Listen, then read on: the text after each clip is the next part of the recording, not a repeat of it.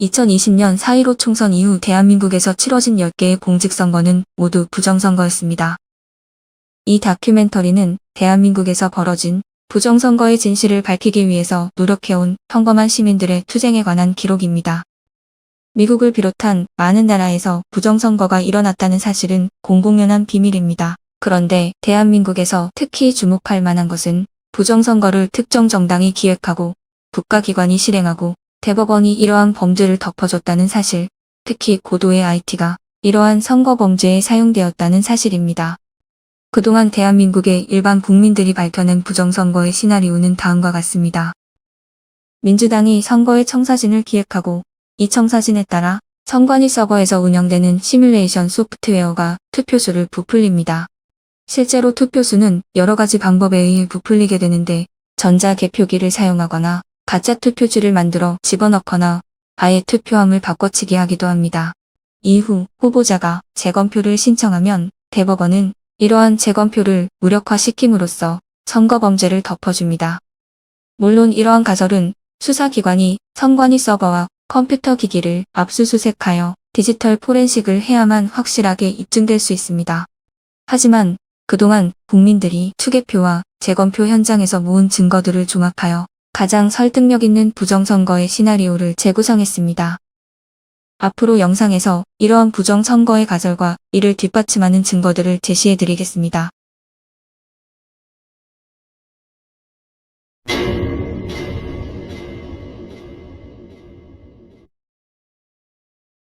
(2020년) 4.15 총선 전에 대등한 여론조사에도 불구하고 더불어민주당이 큰 차이로 선거를 이기자 많은 사람들이 놀랐습니다. 현행 공직선거법에 의하면 유권자는 당일 투표 또는 2일간의 사전투표를 선택하여 투표할 수 있습니다.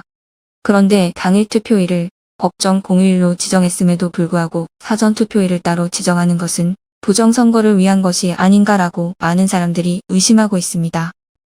2020년 4.15 총선 다음날 아침 더불어민주당 전략기획위원장 이근영은 본인의 SNS 계정에 다음과 같은 표를 올렸는데 그 표에는 163이라는 숫자가 적혀 있었고 이근영은 자신들이 선거 결과를 정확히 예측했다고 자랑했습니다. 사실상 163은 4.15 총선에서 더불어민주당이 승리한 전체 지역구 의석수와 정확히 일치했고 더 나아가 이 표는 전국의 각각 다른 선거 지역에서 더불어민주당이 획득한 상세 지역구 의석수까지도 정확히 보여주고 있었습니다. 또한 이 표의 제목에는 사전투표 보정값이라고 적혀 있었는데 이것을 본 사람들은 2020년 총선이 미리 기획되었고 이 표가 그 부정선거의 청사진이 아닌가 하는 의구심을 품게 되었습니다. SNS 여론이 선거의 정당성에 대한 의구심으로 들끓자 이근영은 이 포스팅을 삭제했습니다. 더불어민주당이 선거를 미리 기획한다는 증거는 최근에 있었던 2024년 4.10 총선에도 나타났습니다. 동아일보는 더불어민주당이 총선에서 총투표율 71.3%, 사전투표율 31.3%를 목표로 하고 있다고 보도했습니다. 정당이 목표 투표율을 소수점 한 자리까지 정한다는 것도 특이한 일이지만 더 놀라운 일은 실제 총선 사전투표율이 민주당의 목표치 31.3%와 정확히 일치했다는 사실입니다.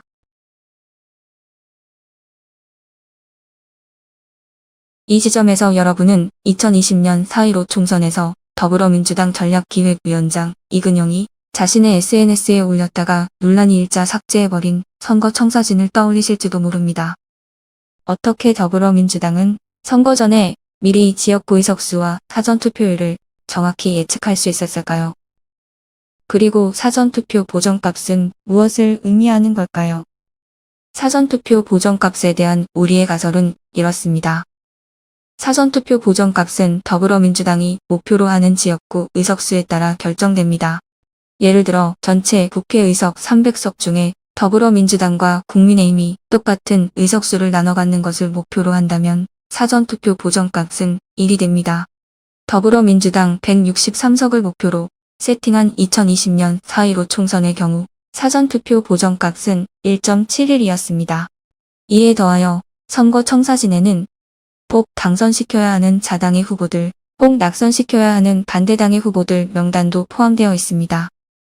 전국 각 지역구의 여론조사, 예상 투표율과 함께 사전투표 보정값을 토대로 시뮬레이션 프로그램을 돌려 사전투표수가 부풀려지고 이렇게 부풀려진 총 사전투표수를 전국 각 지역구에 배분하게 됩니다.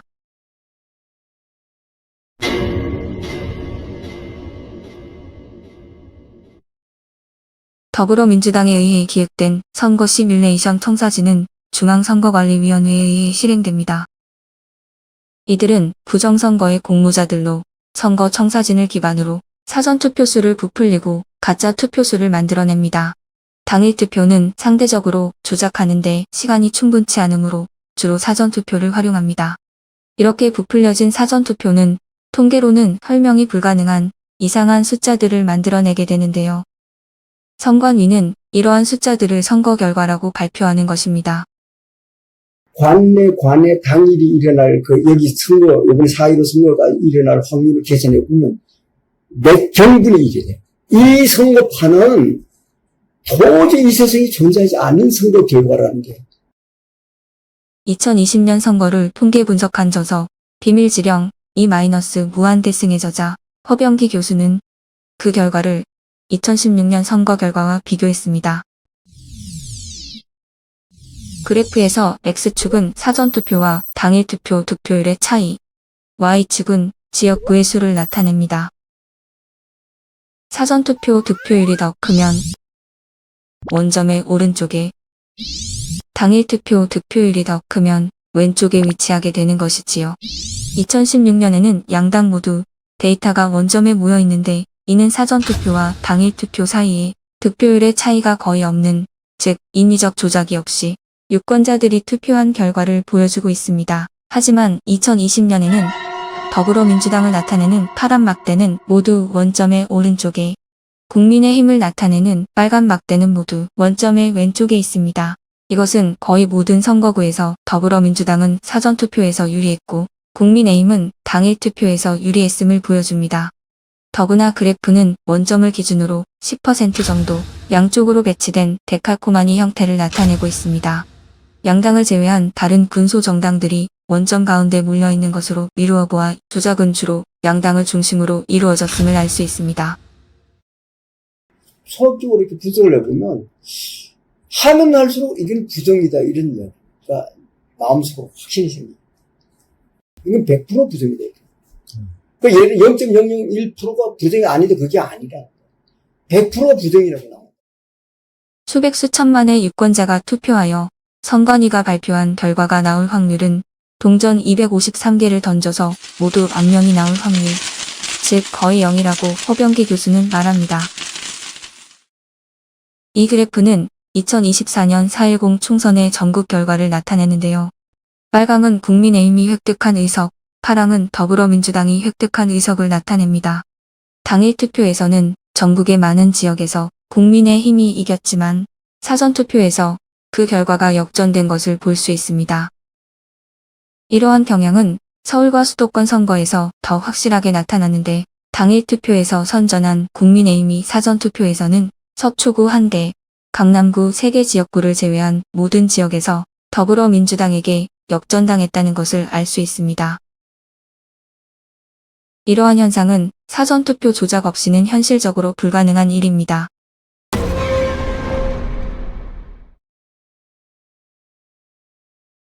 (2020년) 4.15 총선에서 많은 개표 참관인들은 국민의힘이 당일 투표에서 이기다가 밤늦게 사전투표함이 열리면서 결과가 뒤집혔다고 증언합니다. 여러분은 2020년 미국 대선 당일 밤늦게까지 모든 경합주에서 이기고 있던 트럼프가 다음날 새벽에 도착해서 열린 우편 투표함에서 바이든에게 몰표가 나오는 바람에 역전되며 결국 바이든의 승리로 끝났던 일을 기억하실 것입니다. 2024년 4.10 총선 직후 선관위는 유권자 의식조사라는 설문에서 투표를 마친 응답자가 사전 또는 당일 투표 중 어느 것을 했는지를 물었는데 응답자의 38%가 사전 투표를 했다고 답했습니다. 그러나 선관위가 발표한 선거 결과는 총 투표수의 47%가 사전 투표로 나타나 투표자가 실제로 답한 사전 투표수보다 선관위가 발표한 사전 투표수가 9% 더 많이 나왔습니다. 9%는 약 426만 표에 해당합니다. 이 설문은 선관위가 실시했으므로 선관위는 이러한 차이가 발생한 이유를 설명해야 합니다. 이러한 9% 차이는 선관위가 사전투표자 수를 부풀렸기 때문에 발생했다고 많은 국민들이 의심하고 있습니다. 당일 투표와는 다르게 사전투표의 경우 법적으로 인쇄된 투표자 명부가 없어도 되기 때문에 누구나 사전투표소에 가서 투표할 수 있습니다. 더구나 선관위에서는 투표소에 설치된 CCTV를 모두 가리도록 지시하고 있기 때문에 사전투표자 수를 세는 것도 여러 투표소를 돌아다니며 중복투표나 대리투표 같은 불법 행위를 하는 것을 적발해내는 것도 불가능합니다. 한마디로 사전투표의 경우 투표자 수를 마음대로 부풀리는 것이 가능하다는 의미입니다. 사전투표 수를 부풀리는 데는 선관위 서버에 프로그램되어 있는 시뮬레이션 소프트웨어가 사용됩니다. 투표자 수를 검증하지 못하는 투표 시스템에 대하여 일론 머스크는 다음과 같이 말합니다. 우편 투표와 결합하는 경우 투표 시스템은 선거 부정을 검증하지 못하게 설계되는 것입니다. 투표자가 직접 가서 투표하는 투표소의 경우 적어도 카메라로 투표자 수를 세어서 실제 투표수와 비교해 봄으로써 대규모 부정선거를 방지할 수 있기에 우편 투표와 드롭박스 투표는 허용되지 말아야 합니다. 최근 행해진 2024년 4.10 총선에서 컴퓨터를 이용한 부정선거의 많은 증거들이 나타났습니다. 사전에 세팅한 목표 투표율을 실수로 언론에 말해버린 것이 그들의 발목을 잡게 된 셈이지요. 이 선거에서 더불어민주당은 선거 전 시뮬레이션을 통해 총 투표율 목표치를 71.3%로 세팅해 놓았지만 실제로 당일 투표율은 목표치에 못 미치는 67%에 그치게 되었습니다. 따라서 선관위 서버에 미리 세팅해 놓은 투표수와 실제 유권자가 투표한 투표수 사이에는 차이가 나게 되었지요. 따라서 선관위 서버 시뮬레이션 프로그램은 당일 투표자 수를 실제 투표자 수에 맞춰 실시간으로 조정하는 작업을 하게 됩니다. 선관위 서버가 이렇게 투표자 수를 실시간으로 조정하는 장면을 한번 보시죠. 2024년 총선 당일 시민들이 선관위가 발표하는 투표자 수를 체크하고 있습니다.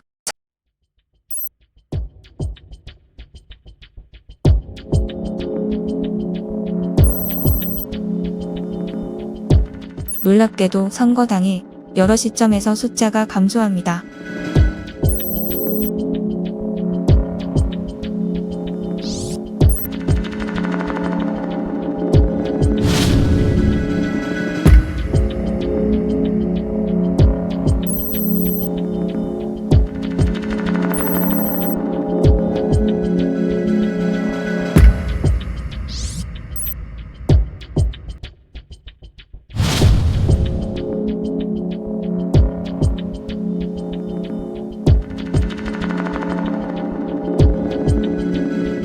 갑자기 투표자 수가 모두 0으로 변합니다.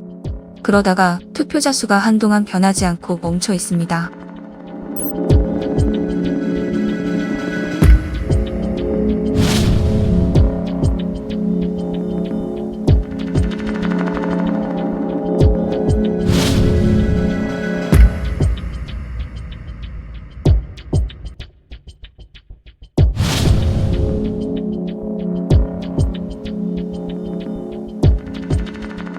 (37분이) 지난 오후 4시 44분 투표자 수가 마침내 변합니다. 그런데 증가하는 게 아니라 오히려 1300만 표에서 470만 표로 현저하게 감소합니다. 그리고 나서 다시 늘더니 810만에서 1300만까지 증가합니다. 그리고 투표자 수의 미세 조정은 투표가 마감된 후에도 계속됩니다.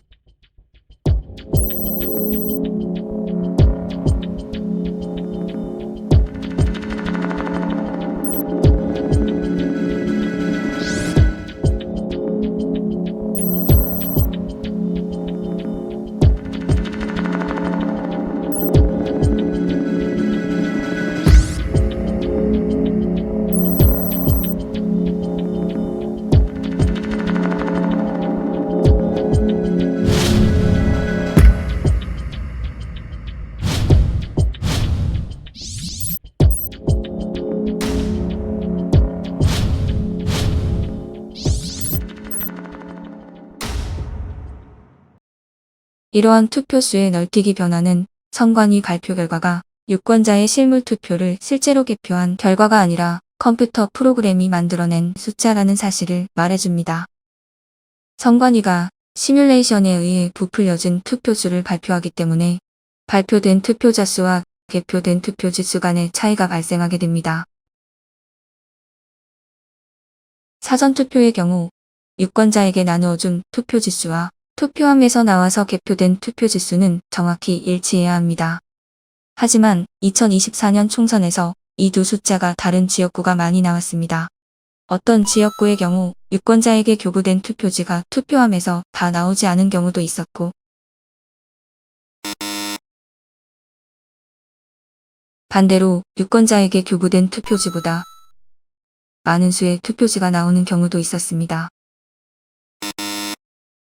특히 후자의 경우, 즉 투표율이 100%가 넘는 일은 부정선거의 확실한 증거가 되는데 수많은 지역구에서 이러한 일이 벌어졌습니다. 최근 부정선거 11호 유효 사태가 벌어진 베네수엘라를 떠올리게 되는데요. 여기서도 투표율이 100%를 넘었다고 하지요.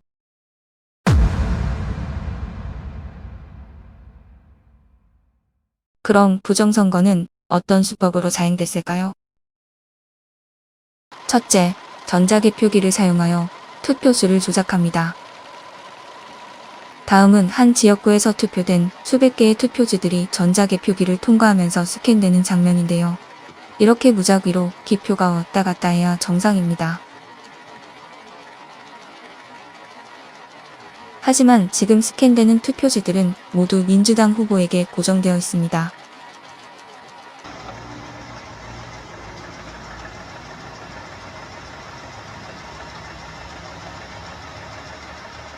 이렇게 모두 민주당 후보에게 기표된 100장이 넘는 투표지 연속 스캔 장면에서 여러분은 이른바 바이든 스파이크라고 불리는 2020년 미국 대선에서 일어난 괴이한 사건을 떠올릴 수 있을 것입니다.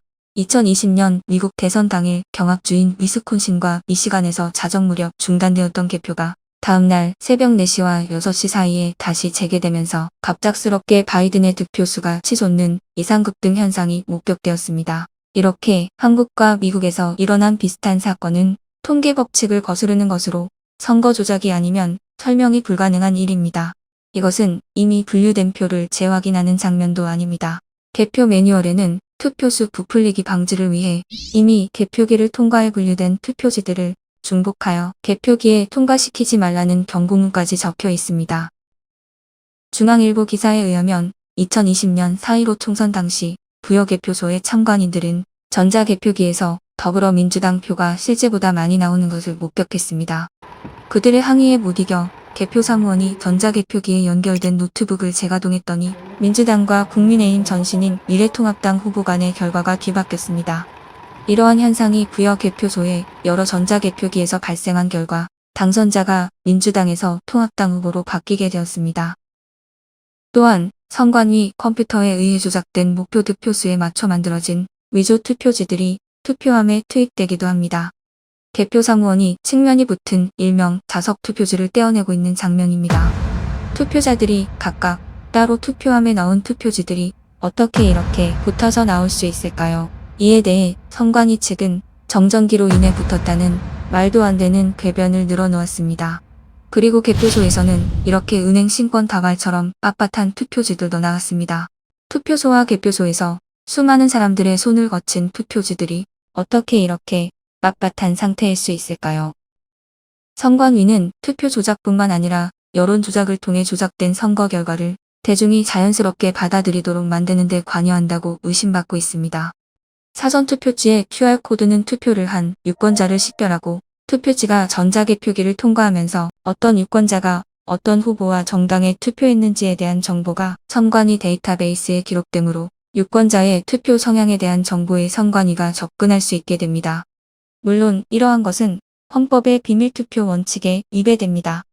선관위는 이런 비밀 정보를 여론조사 업체에 제공하는 과정에서 여론을 원하는 방향으로 조작해왔다는 의심을 오랫동안 받아왔지만 이러한 혐의에 대한 사정기관의 조사는 제대로 이루어지지 않고 있습니다.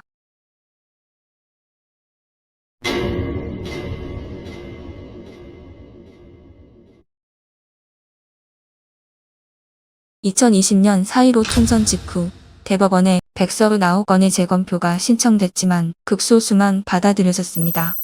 그중 하나가 당시 현직 국회의원 중 유일하게 선거 결과에 항의하며 재검표를 신청한 민경욱 의원의 지역구인 인천 연수울입니다. 공직선거법상 재검표는 신청 후 6개월 이내에 판결해야 한다고 명시되어 있음에도 불구하고 이 재검표 재판은 1년도 더 넘어 시작되었습니다. 사전투표함을 개봉만 하면 정말 이것은 희상천외한 이상투표지들이 쏟아졌단 말입니다. 그것을 보면서 저는 진짜 충격을 받고 소름이 끼칠 정도였습니다. 윤용진 변호사가 재검표에서 목격했다는 가짜 투표지들입니다.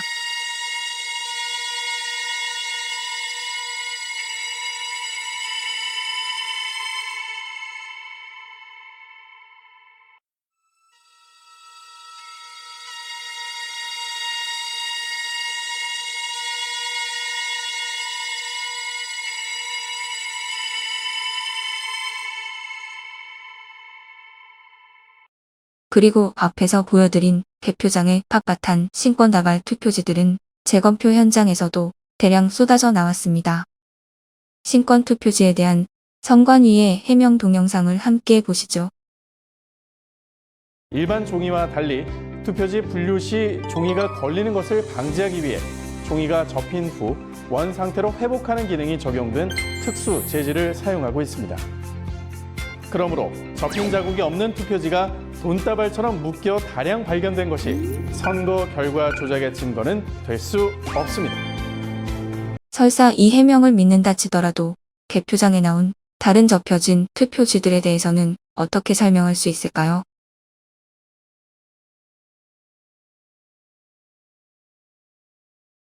투표관리관 도장에는 이름과 투표소가 정확히 찍혀 나와야 정상입니다. 하지만 인천 연수울 재검표에서는 이렇게 형태를 인식할 수 없이 뭉개진 투표지가 한 개 투표소 전체 1974장 중 절반이 넘는 1000장 이상 나왔습니다.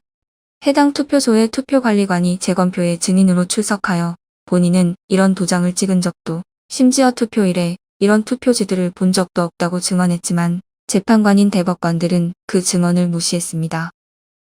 인천 연수울 재검표에 참여한 인쇄 전문가의 증언입니다.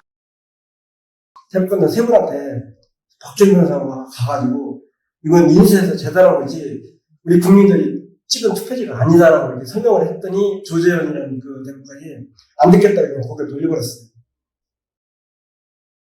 또한 투표소에서도 개표소에서도 존재했던 투표지들이 재검표에서는 나오지 않은 이상한 사건도 있었습니다.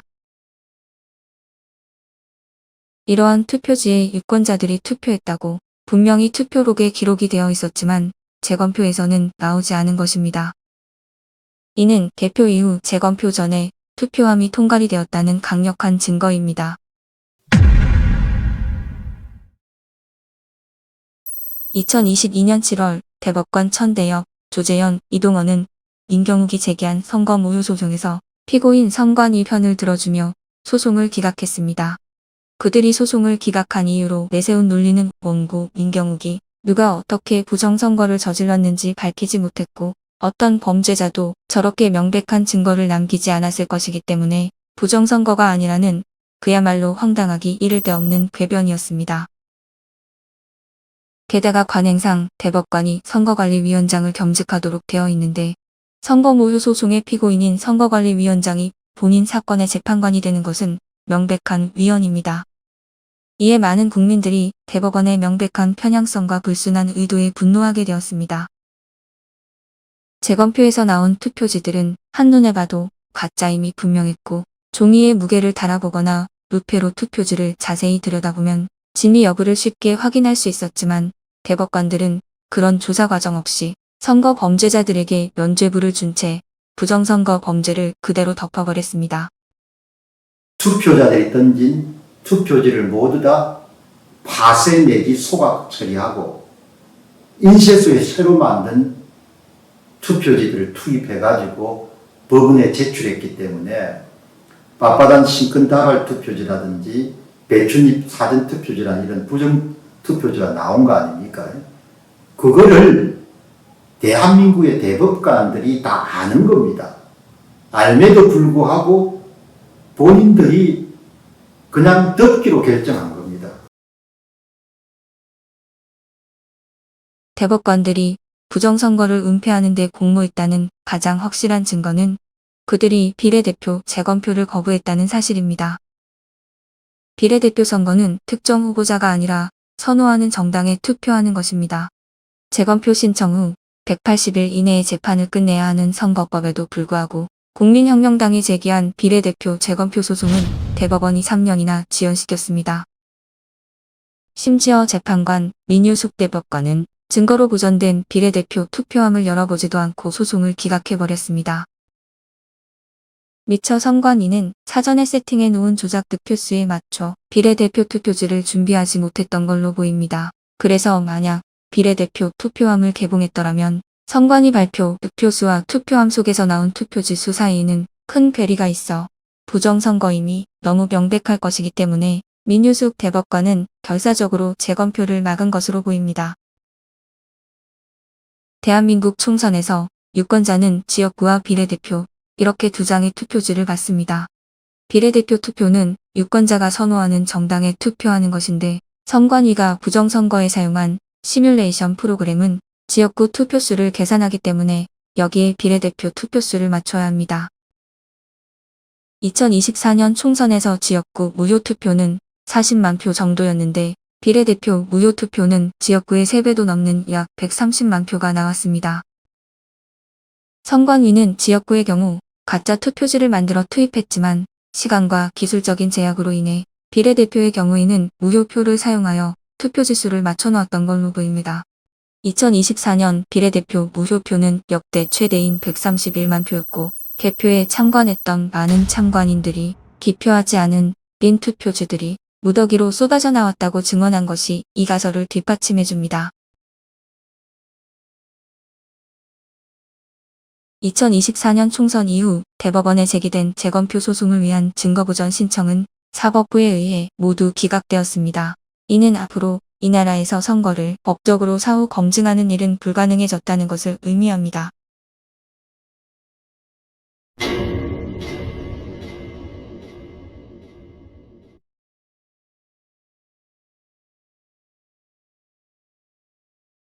도둑맞은 선거에 대해 이의를 제기하는 소수를 제외하고 대부분의 대한민국 국민들은 이 문제에 대해 침묵하고 있습니다. 대통령 윤석열도 예외는 아닙니다. 헌법 위반으로부터 국민을 보호하겠다고 취임 선서를 한 바 있지만 선거 부정이 발생한 지난 10번의 공직선거에 대해 수사를 해달라는 국민들의 요구를 현재까지 거부하고 있습니다. 그 10번의 공직선거 중 1개를 제외한 9개가 그의 정권 하에서 발생한 일인데도 말입니다. 부정선거는 단순한 범죄가 아니라 국가 안보에 대한 중대한 침해입니다. 특히 중국 공산당의 비호하에서 북한의 끊임없는 도발이 계속되고 있는 현실에서는 더욱 그렇습니다. 2020년 4.15 총선 9개월 전 민주당 싱크탱크인 민주연구원 원장 양정철은 4일 동안 중국을 방문하여 공산당 당교와 협약을 맺습니다. 그리고 나서 세계적으로 유명한 중국의 IT 기업인 텐센트도 방문합니다. 회계사 출신 활동가 로이킴은 선관위가 발표한 2020년 선거 데이터를 분석하던 중 중국 공산당의 구호로 유명한 팔로우 더 파티라는 문자열이 아스키 코드 형태로 그 안에 숨겨져 있음을 발견했습니다. 프로그래머가 그 문자열을 데이터에 심어놓은 알고리즘을 찾아낸 것입니다. 개표와 재검표에서 발견된 조악한 위조 투표지의 상태로 미루어 볼 때 그 투표지들은 국내가 아니라 중국 등 제3국에서 급조된 것으로 의심되고 있으므로 이 문제를 결코 가볍게 넘길 수는 없습니다. Canadians have been hearing and reading a lot about the issue of attempted foreign interference, particularly from China, in our elections. 중국 공산당이 그동안 캐나다를 비롯한 많은 나라의 선거에 개입했다는 것은 널리 알려진 사실입니다. 따라서 많은 국민들이 부정선거에 의해서 국가안보와 자유민주주의 체제가 위협받고 있는 현실을 걱정하고 있습니다. 국가안보와 자유민주주의 체제를 위협하는 부정선거의 수많은 증거들이 나타났음에도 헌법을 수호할 책무가 있는 대통령이 부정선거 수사를 지시하지 않는 것은 명백한 직무유기입니다. 선관위 직원들이 새벽에 투표함에 봉인지를 뜯고 정체를 알 수 없는 투표지들을 투입하고 있는 광경입니다. 선관위는 이 투표지들이 우편으로 정상 배달된 관외사 전 투표지라고 주장하고 있지만 그것을 증명할 방법은 전혀 없습니다. 또한 투표함의 봉인지를 개표 전에 함부로 뜯는 것은 불법이고 봉인지를 뜯게 되면 흔적이 남도록 되어 있지만 다음의 영상은 당연하다고 믿어왔던 것들이 사실과 다름을 보여줍니다. 봉인지를 테스트한다고 여기에 붙여가지고 이렇게 하면 흔적이 남습니다 했는데 깨끗하게 떨어졌어요. 말이 됩니까? 어이가 없다. 말씀처럼 풀안 남았네요. 죄송합니다. 아, 죄송한 게 아니죠, 그거는. 됐어요. 글자 여러 알파벳이 나오죠. 아무 데다 돼요. 기능 자체가 그런 거라서 이거는. 봐요! 이야! 정말! 봅시다. 와, 이거. 표시 안 나네? 이거 와이랬나, 이거는. 잠깐, 내 가서 이신청하고 올게. 심지어 부정선거의 직접적 피해자인 국민의힘도 부정선거를 부인하고 있습니다. 그들은 부정선거의 진상을 밝혀달라는 시민들의 요구를 무시하고 심지어 음모론자라고 치부합니다. 또한 부정선거 문제를 제기하는 자당 의원들에게 공천에서 불이익을 주는 등 그들의 입에 재갈을 물리는 행태를 보이고 있습니다. 부정선거 때문에 국가의 민주주의가 벼랑 끝에 서건 말건 나는 당선되었으니 그만이다. 또는 다음 선거에 다시 나가려면 기득권에 잘 보여야 되기 때문에 선거 결과에 불복하면 안 된다. 이러한 기회주의적 행태가 그들에게는 국가를 향한 애국심이나 본인에게 투표한 유권자들에 대한 책임감보다 앞서는 것입니다. 2024년 총선을 지휘한 국민의힘 당대표 한동훈의 말을 들어보시지요. 부정선거 프레임도 저를 갖고 가려고 했는데 저는 부정선거의 증거가 확실히 나온 게 없기 때문에 부정선거에 관한 음모론이나 이런 거에 공감하지 않는다는 점을 분명히 해줍니다. 다만 선거는 언론도 부정선거의 공범입니다. 2020년 4.15 총선 재검표에서 수많은 가짜 투표지들이 쏟아져 나왔고 선관위와 대법원이 짜고 재검표를 무력화하여 선거범죄를 은폐했지만 이런 사실을 보도한 주류 언론은 없습니다. 소수의 마이너 언론만이 이런 사실을 제대로 보도했을 뿐입니다. 2020년 4.15 총선 이후 많은 시민단체들이 선관위의 부정선거 범죄를 경찰, 검찰 등 수사기관에 고발했지만 제대로 수사나 기소가 이루어진 적은 한 번도 없습니다. 정부 고위직으로부터 대학 교수에 이르기까지 대한민국 여론을 주도하는 기득권에 속하는 사람들은 부정선거 문제를 거론하는 것을 꺼려하고 있습니다. 이 다큐멘터리에서 보여드린 대로 부인할 수 없는 명백한 증거들이 쏟아져 나왔음에도 불구하고 그들은 이 문제에 대해 침묵하고 있습니다. 이것은 그들이 그들만의 사적 이익을 국가를 위한 공적 이익보다 우선시하는 비겁한 침묵을 선택했다는 뜻입니다. 마틴 루터킹 목사는 말합니다. 궁극의 비극이란 악한 사람들이 저지르는 억압과 잔인함이 아니라 선한 사람들이 그러한 일들을 못 본 척하고 침묵하는 것이다. 우리는 이 다큐멘터리를 본 대한민국 국민들에게 묻고 싶습니다. 무너지고 있는 우리나라의 자유민주주의를 회복하기 위해 침묵과 저항 중 여러분은 어느 쪽을 선택하시겠습니까?